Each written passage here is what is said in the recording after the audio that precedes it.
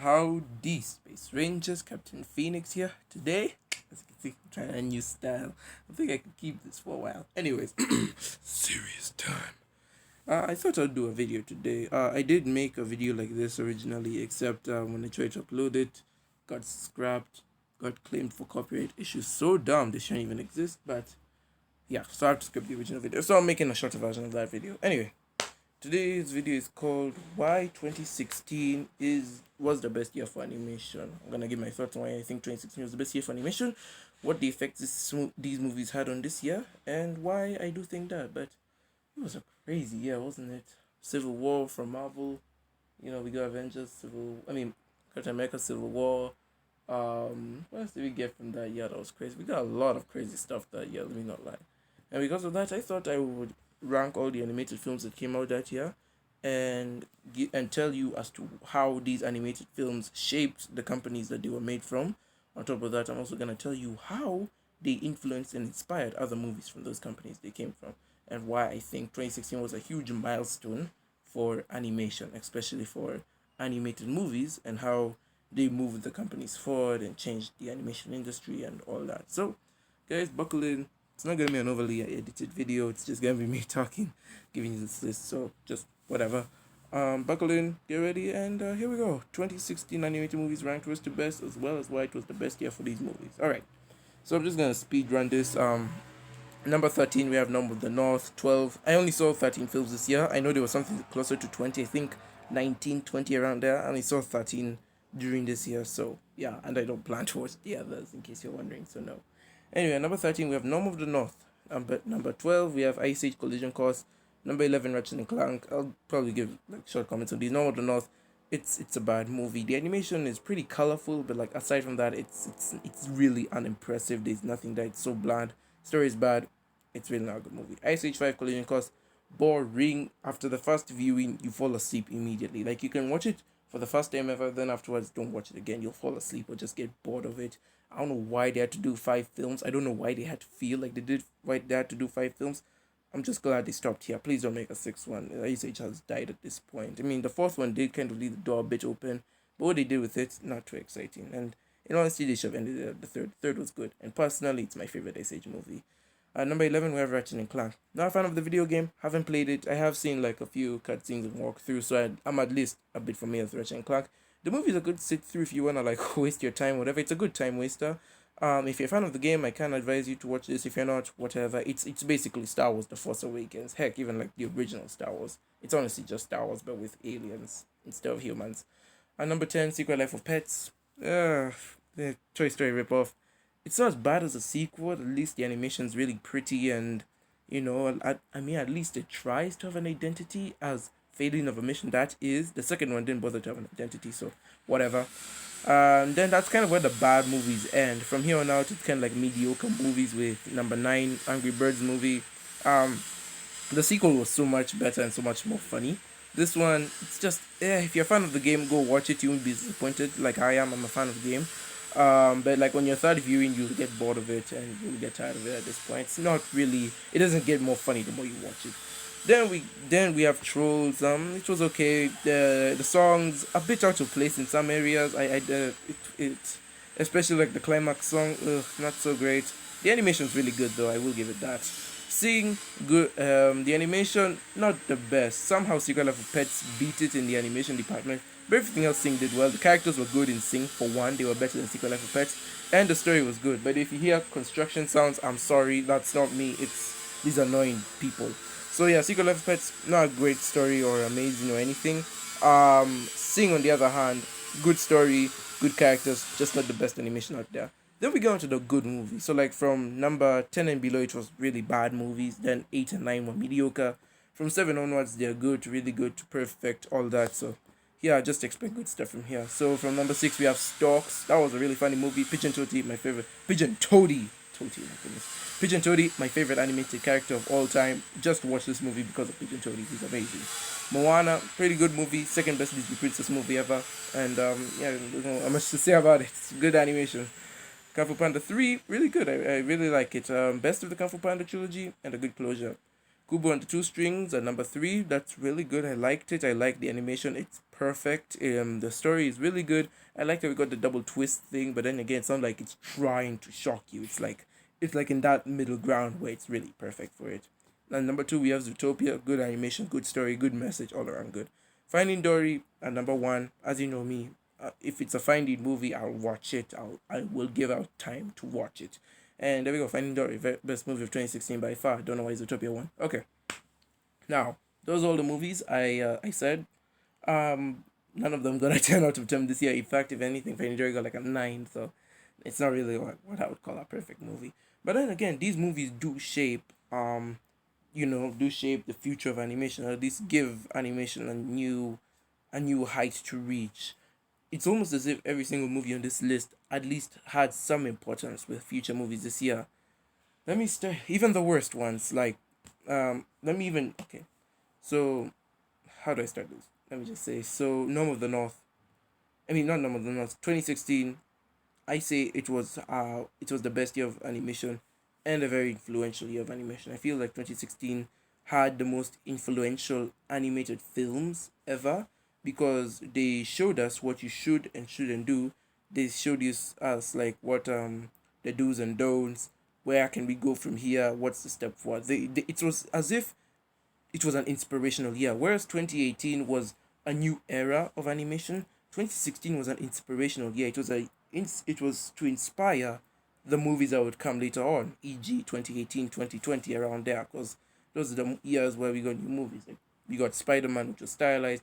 2020, we gained a lot more movies which are stylized, a lot more better looking sequels and such. So even 2019 to an extent. So I feel 2016 was a year where where it was inspiring future years such as 18, 19, and 20.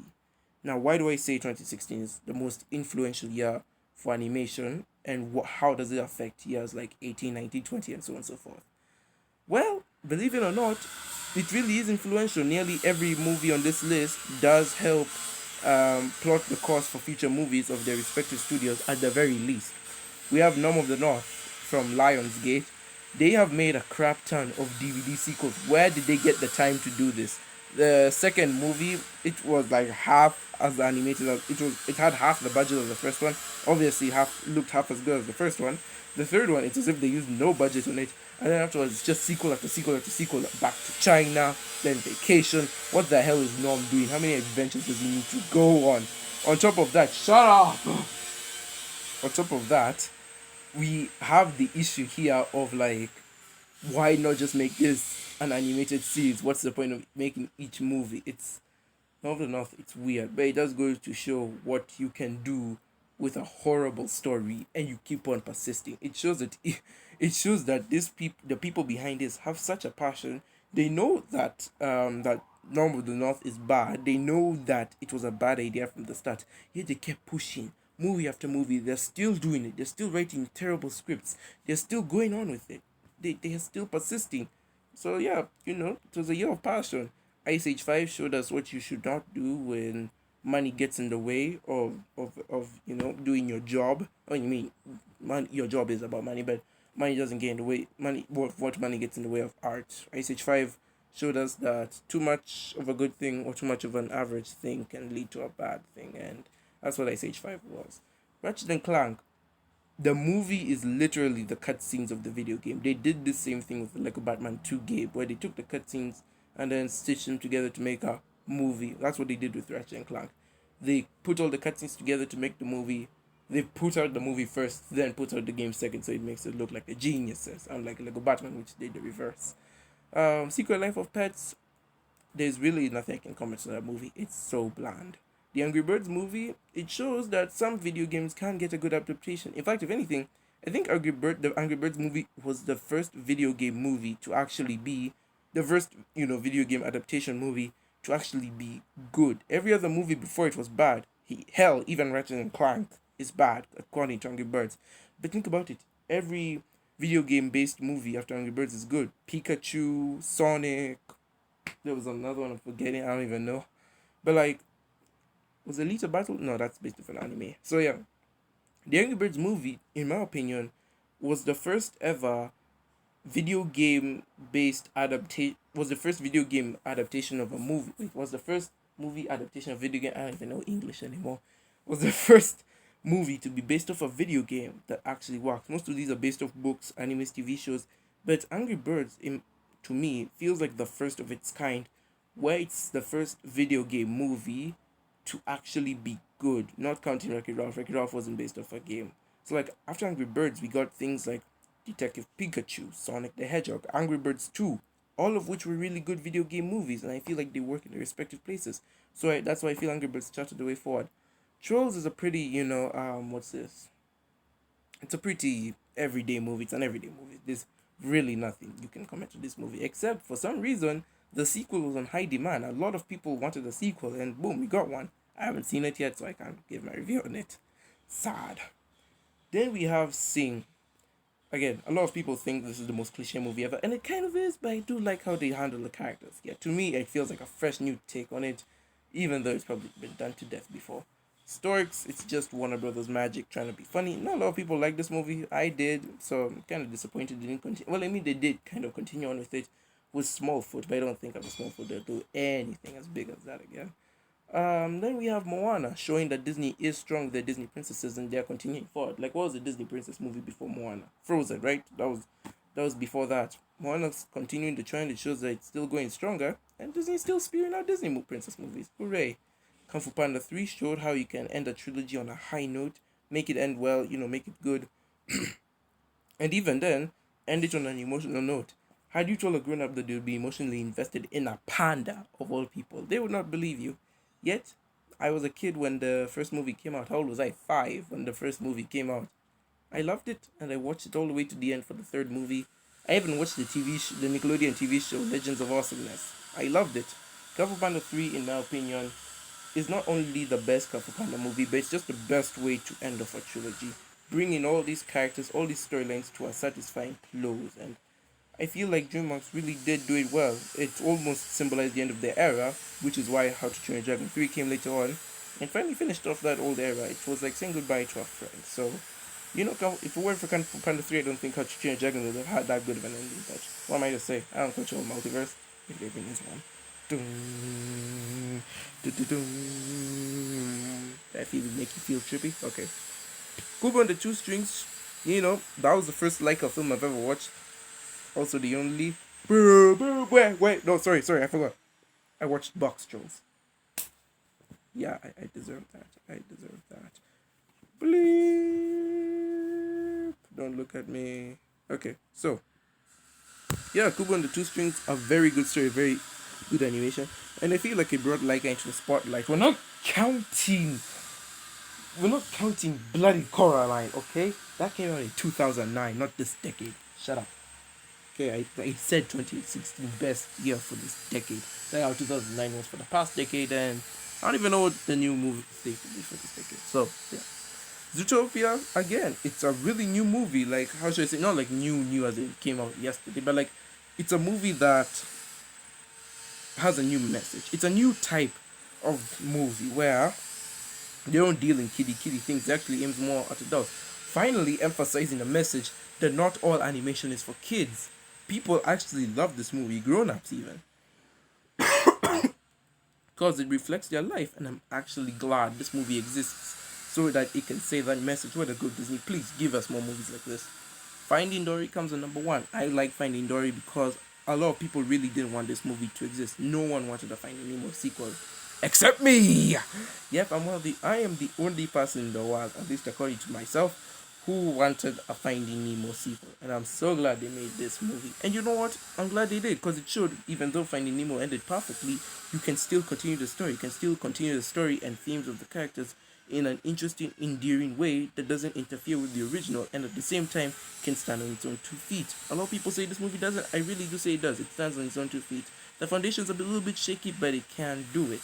And in fact, it's my firm belief that if Finding Dory didn't exist, Toy Story 4 wouldn't exist. Finding Dory is the reason Toy Story 4 exists. Reason being, Toy Story 3 ended perfectly, but they still continued the ending with Toy Story 4.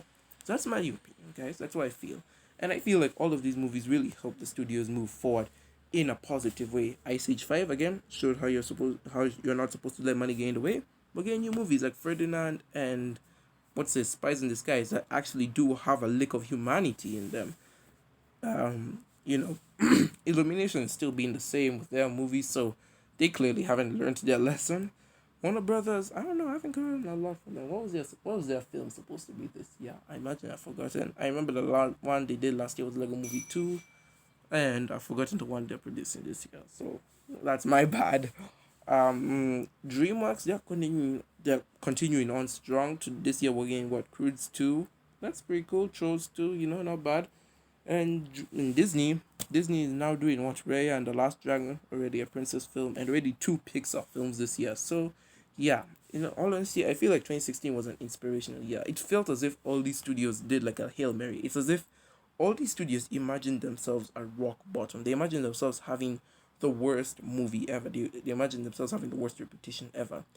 And so in 2016, they're like, well, we're just gonna throw it out there and see what happens. And for nearly all of them, it was kind of like a hole in one. And thanks to this year for being strong for them, they got the inspiration, they got the kick, the boost they needed to move forward and make more movies. And that's why I feel like 2016 was the best year for animation this decade. In the last decade, it was 2009. This decade, it was 2016. I mean, last decade, it was 2016. And now we're entering a new decade from 2020 onwards. What will be the best year for animation? We don't know. We don't know what the future holds for us. Maybe it's 2020. Maybe not. We could hit it out of the ballpark in the first year ever. Who knows? Though, due to the world crisis, I'm not sure if that's the case. Maybe 2021, because 2020 is already over, boys and girls. We're still doing online classes. Oh, that's painful. Oh, it's painful. All around me are familiar faces, no expression. Okay, we're back. So, guys, that's my video on why 2016 was the best year of animation, and that's my retrospective of the decade. I'm not gonna do a worst year for animation because let's face it, we already know those years. 2011, 2012, 2013. Those were the worst years for animation this decade, and we don't even need to focus on them because we're trying to look at ways studios can improve. We're looking at progress. We're not looking at regression, and we're not looking at their worst deeds. So we're not looking at the worst, years for animation. We're not looking at the worst years for animation. Wait, sorry. We're not looking at the worst years for animation this decade. We're looking for the best, for progress, and to see how they move forward.